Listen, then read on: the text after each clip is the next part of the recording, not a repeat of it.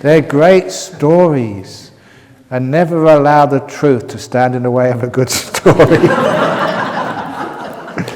They're inspiring, so go for it. So, what's one of your favourite stories of the great disciples?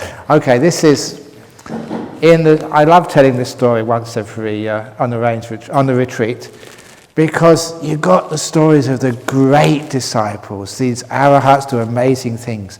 But what about the stories of the stupid disciples? And you can read those, because that's in the Vinaya.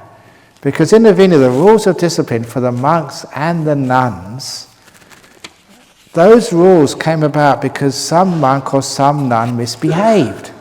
And when they misbehaved, people complained, they told the Buddha, so he laid down a rule.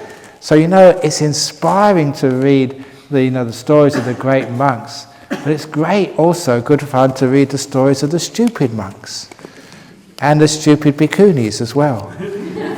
And this is the story I love to tell. You know this one, you know what's coming. It's a great story.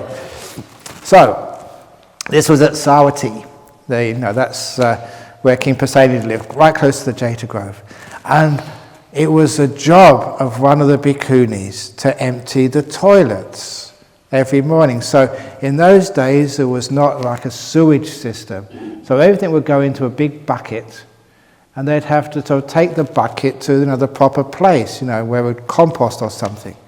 But this one day, this bhikkhuni, early in the morning, cleaning out the toilets, decided it was too lazy to walk all over to where she's supposed to dispose of it. So instead, she threw the bucket of shit over the monastery wall. And you all know Murphy's Law. That works in India 25 centuries as much as it does in Perth this today. A guy was walking on the other side of the wall. Yeah, that's right, you can imagine it. Now, he was dressed up in his best clothes because he was going to the palace to see the king. Now, imagine you were going to an audience with Queen Elizabeth, and as you were walking down, you got a bucket of shit over your head. How would you feel? He was very upset. He was annoyed because he knew who lived on the other side of the wall. Those nuns. He said, they're not real nuns. They're sort of stupid idiots. They're just prostitutes. They're not real nuns. I'm going to teach them a lesson. Look what they've done to me. They've put all this stuff over my best clothes. I was just about to see the king, and look what they've done to me. And he was so upset that he got one of the torches which they used to light the street, and he decided to burn down the whole monastery, because it was all made of wood in those days. And he went there wanting to burn down the whole monastery. But that monastery had a gatekeeper, this very smart guy. And he said, what are you doing? I'm going to burn down this stupid monastery. Look what they've done to me. He said, you've got a bucket of that over your head? That's auspicious.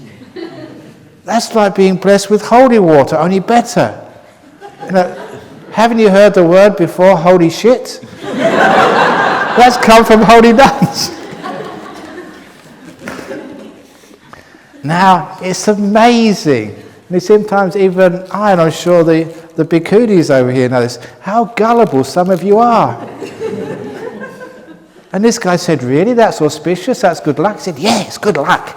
Excellent luck. Something wonderful will happen to you today. He said, really? Yeah. So go home and get changed. Go back to the palace. You'll have some good fortune.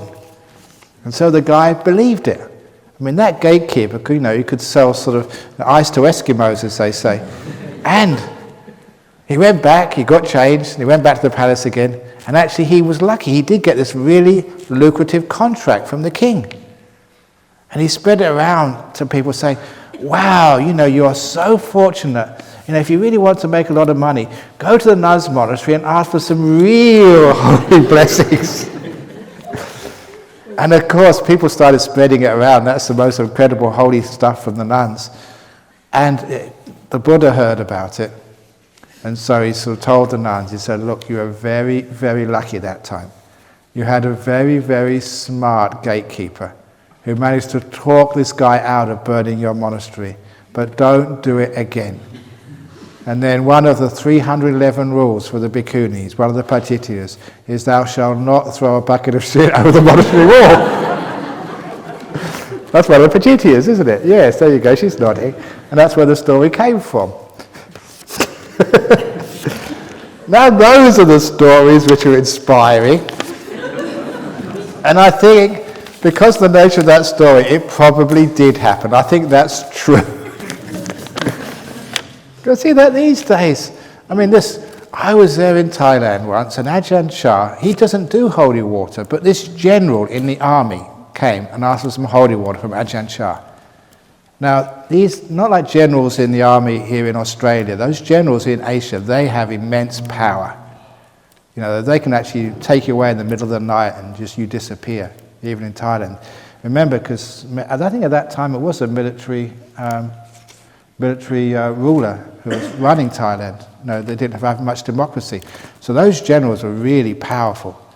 And this general came up to Ajahn Chah and said, "No, can you please give me some holy water?" And Ajahn Chah usually doesn't do this, but this was a general, a very powerful one. So he said, "Come here."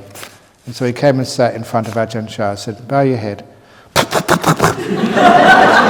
And he spat in the general's hair and then rubbed it in. Now I was there and I thought, you've gone too far this time. You can't do that to a general in the army. But just like that stupid guy who got the bucket of shit over his head, this general, he loved every minute of it. Sadhu, sadhu, sadhu. I'm so lucky. I've really got the best holy water straight from the mouth of Ajahn Chah. Sadhu, sadhu, sadhu. And Ajahn Chah got away with it. Incredible.